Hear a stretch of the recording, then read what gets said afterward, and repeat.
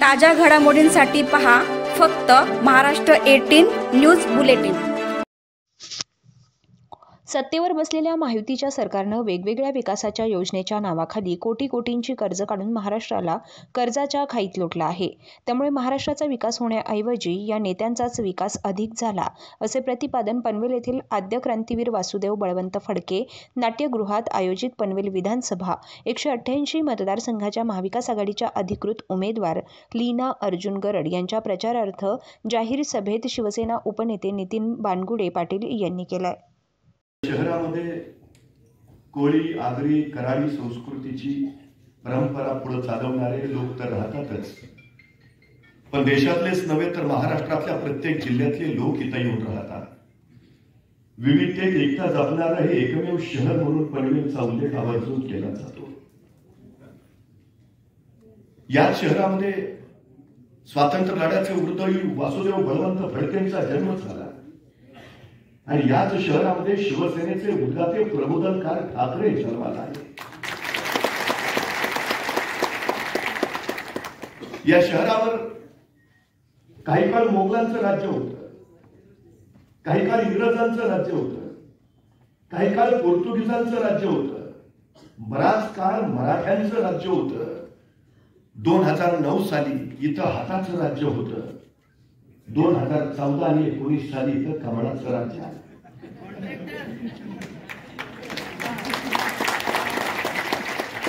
आणि 2024 साली आता इथं मशालीचं राज्य।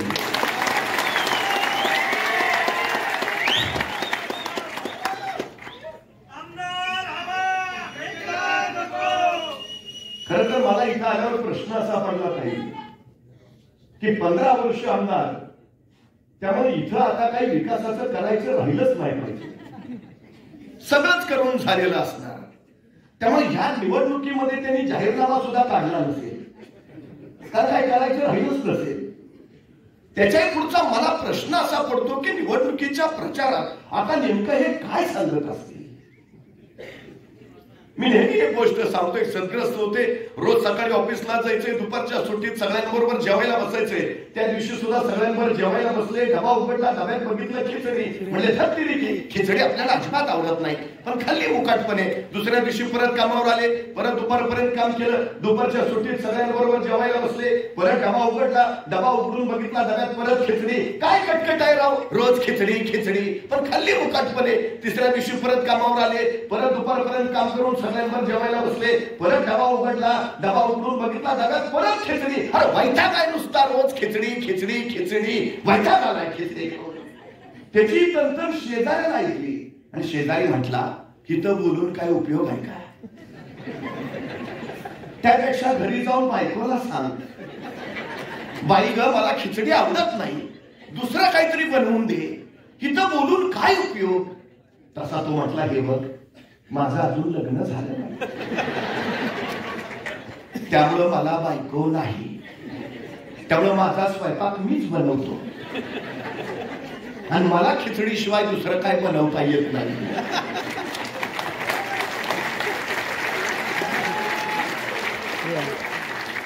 म्हणजे खिचडी केली कुणी यानीच आणि डबा उघडल्यावर खिचडी आपल्याला अजिबात आवडत नाही। 15 वर्ष आमदार कोण आहे? तुम्ही। आता निवडणुकीत काय सांगता? ही परिस्थिती आपल्याला अजिबात आवडत नाही।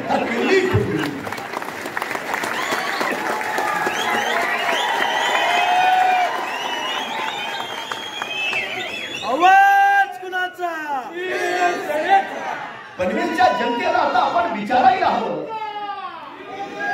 तुम्हाला विकासाची खिचडी हवी आहे का प्रगतीचं शिवभोजन हवंय, जे मुख्यमंत्री असताना ठाकरे महाराष्ट्राला? ही निवडणूक कुणा व्यक्तीला आमदार करायची निवडणूक नाही, ही निवडणूक कुणा पक्षाला विजयी करायची निवडणूक नाही, ही निवडणूक तुमच्या माझ्या प्रांताला, भागाला, शहराला विकासाकडे नेणारी निवडणूक आहे। पुढच्या 5 वर्षाचं या प्रांताचं भविष्य घडवणारी ही निवडणूक आहे। ही निवडणूक महाराष्ट्र धर्माची निवडणूक आहे, हे पहिलं आपण लक्षात घ्यायला हवं। आणि ती महाराष्ट्र धर्माची पताका घेऊन आज लीनाताई गरड विधानसभेसाठी उभा आहे, मशाल घेऊन उभा आहे। त्याला या शहराच्या विकासासाठी पनवेल विधानसभेच्या प्रगतीसाठी विधानसभेत पाठवणं हे आपलं सगळ्यात पहिलं काम. मला प्रश्न असा पडला होता की सगळं झालं असेल, अनेक योजना या सरकारनं गेल्या 2.5 वर्षात राबवल्या, नुसत्या योजना आहेत सगळ्या. हर घर नल हर घर जल, जलकुंभ योजना, अमृता योजना. मला वाटलं पनवेल भागात पाण्याचा प्रश्नच नसेल आता, इतक्या योजना म्हटल्यावर. आम्ही नुसत्या घोषणा ऐकल्या. 3,000 कोटी दिले, 5,000 कोटी दिले, 6,000 कोटी दिले. मग गेले कुठं? पाण्यात गेले का खाण्यात गेले?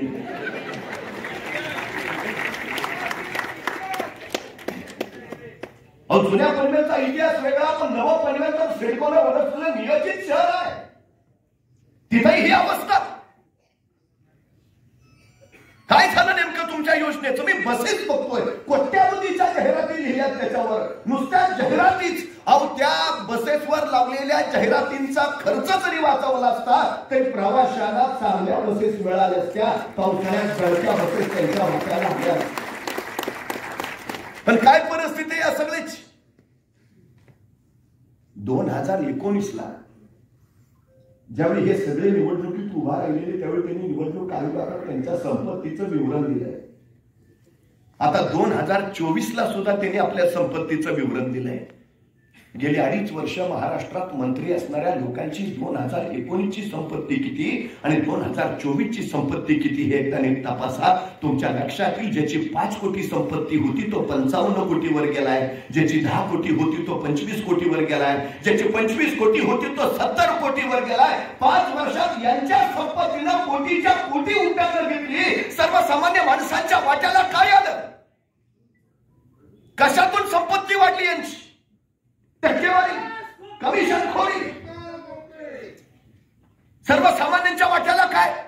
1500 रुपये. लाडकी बहीण योजना, त्या लाडकी बहीण योजनेच्या तर एवढ्या जाहिराती केल्या, एवढे इव्हेंट केले. अहो, त्या इव्हेंटचा पैसा जरी वाचवला असता तरी लाडक्या बहिणीला 3,000 रुपये देता असते. पण यांना देण्यात नाही, दाखवण्यात जास्त रस आहे. लीनाताई, माझा प्रश्न असा आहे, हा महाराष्ट्र तो आहे जिथं मासाहेब जिजाऊनी छत्रपती शिवाजी महाराज घडवले.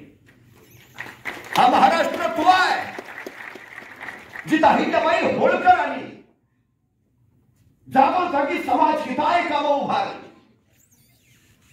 याच महाराष्ट्राच्या भूमीमध्ये पाठीला पोर बांधून मैदानात उतरणाऱ्या झाशीच्या राणी जन्माला आल्या. त्या या साऱ्यांचा हा महाराष्ट्र आहे. त्या महाराष्ट्रामध्ये विद्या विना मती गेली, मती विना नीती गेली, नीती विना गती गेली, गती विना वित्त गेले, वित्ता विना क्षुद्र खचले. एवढे सगळे अनर्थ एका अविद्येनं केले असं मानणारे महात्मा ज्योतिबा फुले जन्माला आले, ज्यांनी स्त्री शिक्षणाचा पाया घातला आणि सावित्रीबाई फुलेंनी ती परंपरा पुढे नेली. तो सावित्रीबाई फुलेंचा महाराष्ट्र आहे. त्या महाराष्ट्रामध्ये पहिलीमध्ये प्रवेश घेतलेल्या मुलींची संख्या होती 1,03,00,000. पैकी 12वीत किती पोहोचल्या? फक्त 20 लाख. म्हणजे पहिली ते 12वी या शिक्षण प्रवाहातनं बाहेर किती मुली फेकल्या गेल्या? तब्बल 83 लाख. बंददार झाली या शिक्षणाची. या 83 लाख मुली जर शिकल्या असत्या, उत्तम कमावत्या झाल्या असत्या, तर महिन्याला यांनी स्वतःच्या हिमतीवर 50-50 हजार रुपयाचे पगार घेतले असते. तुमच्या 1500 रुपयाची गरज नसती. पण यांनी केलं काय? 62,000 शाळा खासगी कंपन्यांना देऊन टाकल्या. सर्वसामान्य गोरगरिबाच्या पोरांना शकूच नाही. खासगी शाळांच्या फीज काय काय ती तुम्हाला माहिती आहे. कुणाचं भलं करायला निघाला तुम्ही? पण या 83 लाख मुली शिक्षण प्रवाहाबाहेर का फेकल्या गेल्या यावर सरकारनं एकही अभ्यास समिती नेमली नाही. आमच्या सरकारनं अभ्यास समिती कशावर नेमली? महाराष्ट्रात बियर विक्रीत घट झाली आहे, महाराष्ट्रात बियरची विक्री कशी वाढवावी यासाठी या मिंदे सरकारनं अभ्यास समिती नेमली. आम्हाला शिक्षित महाराष्ट्र घडवायचा आहे. का झुमता महाराष्ट्र घडवायचा आहे?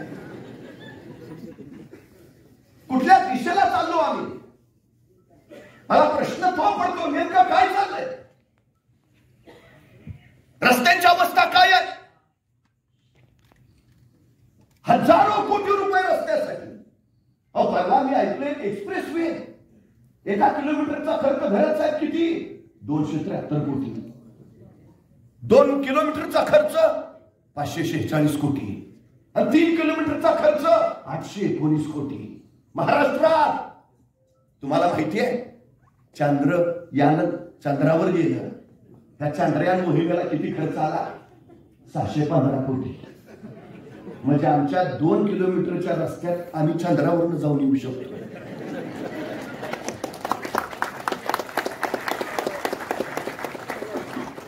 किती खावं, किती खावं? प्रश्न तो आहे हो.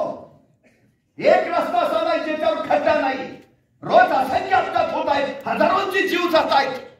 चालता चालता एखादा धाड दिशी खड्ड्यात कोसळतो आणि हे 3 भाऊ लगेच धावत येतात, पडलेल्याला उठवतात आणि तो उठून उभा राहिला की त्याला म्हणतात आम्ही तुला उठायला मदत केली ना, आता तू आम्हालाच मत देशील ना. तो उठून उभा राहिलेला म्हणतो मी पाठीवर पडलोय, डोक्यावर नाही.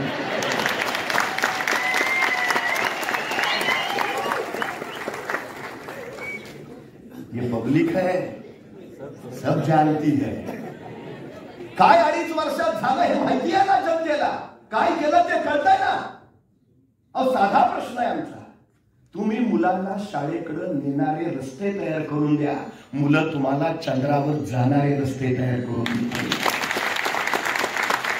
हा विकासाचा अर्थ आहे, हा विकासाचा अर्थ आहे. भुकेल्या माणसाला अन्न देणं ही सेवा झाली, पण त्याच भुकेल्या माणसाला अन्न कमवायची क्षमता प्राप्त करून देणं हे परिवर्तन झालं. सेवा तात्पुरती असते, परिवर्तन कायमस्वरूपी असतं आणि सरकारचं काम परिवर्तन करणं हे आहे, हे आम्ही लक्षात घेतलं पाहिजे. सगळ्यात महत्वाचा प्रश्न तो आहे. तुम्हाला माहिती आहे 2.5 वर्षात या लोकांनी किती कर्ज काढले? आजच्या घडीला म्हणजे हे सरकार ज्यावेळी जाईल ताई त्यावेळी महाराष्ट्रावर 9.25 लाख कोटीचं कर्ज असेल. 56,000 कोटी महिन्याला व्याज देतोय आम्ही. 2023 झालं आपला कोटी कर्ज होतं, 24 अजून 24 संपायचं आहे. 82,000 कोटी कर्ज काढले. पूर्वी 6 महिन्याला काढत होत्या, नंतर महिन्याला, आणि आता आचारसंहिता लागायच्या नंतर आठवड्याला 25,000 कोटी. कुणी जर महाराष्ट्रातला म्हणत असेल आपल्या डोक्यावर रुपयाचं कर्ज आहे, त्याला सांगा आपल्याला त्या महायुती सरकारनं तुझ्या डोक्यावर 62,941 कर्ज करून ठेवलंय. इथं जन्माला येणारं पोरग येतानाच कर्ज घेऊन येते डोक्यावर. कर्ज का काढायचं असतं राज्यानं? ते विकासासाठी काढायचं असतं, ते रोजगार निर्माणासाठी काढायचं असतं. प्रश्न असा आहे किती विकास झाला 2.5 वर्षात, किती रोजगार निर्माण झाले इथं? काय उत्तर आहे याचं? उद्धवजी ठाकरे मुख्यमंत्री झाले, पहिला निर्णय त्यांनी रायगड जिल्ह्यासाठी घेतला. शिवछत्रपतींच्या रायगडाचं संवर्धन करायचा पहिला निर्णय. दुसरा निर्णय घेतला इथल्या शेतकऱ्याला विनाशक 2 लाखापर्यंत कर्ज माफ. कोरोनासारखा महाभयंकर काळ, या काळातही कर्मचारी नाही, हॉस्पिटल्स नाही, ऑक्सिजनची कमतरता, तरीही उद्धवजी ठाकरेंनी महाराष्ट्र सुखरूप आणि सुरक्षित ठेवला. महाराष्ट्र थांबला नाही, महाराष्ट्र थांबणार नाही. परकीय गुंतवणूक त्यांच्या काळात आली, बेरोजगारी घट झाली, उद्योगधंदे वाढले. त्यावेळी 5 वेळा सर्वेक्षण झाली आणि देशातील सर्वोत्तम मुख्यमंत्री म्हणून पहिल्या 5 मध्ये उद्धवजी कायम आहे. पण तरी तुम्ही त्यांचं सरकार पाडलं का? कशासाठी? ती रात्र अजून महाराष्ट्र विसरला नाही. त्यावेळी उद्धवजींनी वर्षाभंगा सोडला, उद्धवजी मातोश्रीकडे निघाले होते. आमचा महाराष्ट्र हळहळत होता, अनेकांच्या डोळ्यात अश्रू होते आणि त्यावेळी हे 40 गद्दार टेबलावर चढून नाचत होते. तुम्ही उद्धवजींना मुख्यमंत्री पदावरून खाली उतरवलं म्हणून नाचत होता का? महाराष्ट्र लुटायला याला मोकळा करून दिला म्हणून काय झालं 2.5 वर्षात? उद्धवजी ठाकरे मुख्यमंत्री होते, महाराष्ट्रातला एकही उद्योग गुजरातला गेला नाही, एकही. आणि उद्धवजी मुख्यमंत्री पदावर उतरले, रोज एक उद्योग गुजरातला निघाला. तुम्हाला उद्योग गुजरातला न्यायचे होते म्हणून उद्धवजी मुख्यमंत्री नको होते. काय अवस्था आहे आज? IFC सेंटर गुजरातला, वेदांता फॉक्सकॉन गुजरातला, सॅफ्रॉन प्रकल्प गुजरातला, टाटा एअरवेज परवा महाराष्ट्राच्या नाकावर टिचून पंतप्रधानांनी वडोदऱ्यात त्याचं उद्घाटन केलं. लाखो तरुणांना नोकऱ्या देणारा जो उद्योग महाराष्ट्रात होणार होता गुजरातला, एअर इंडियाचं कार्यालय गुजरात. आमच्या तरुणांच्या तोंडचा रोजगार पळवून गेला याची. काय अवस्था आहे हो? 42% पोरं बेरोजगार आहेत महाराष्ट्रातली, 42%. परवा पोलीस भरती निघाली, जागा 6,000, अर्ज आले 7 लाख. 3 शासनाच्या भरत्या निघाल्या, जागा 23,000, अर्ज आले 35 लाख.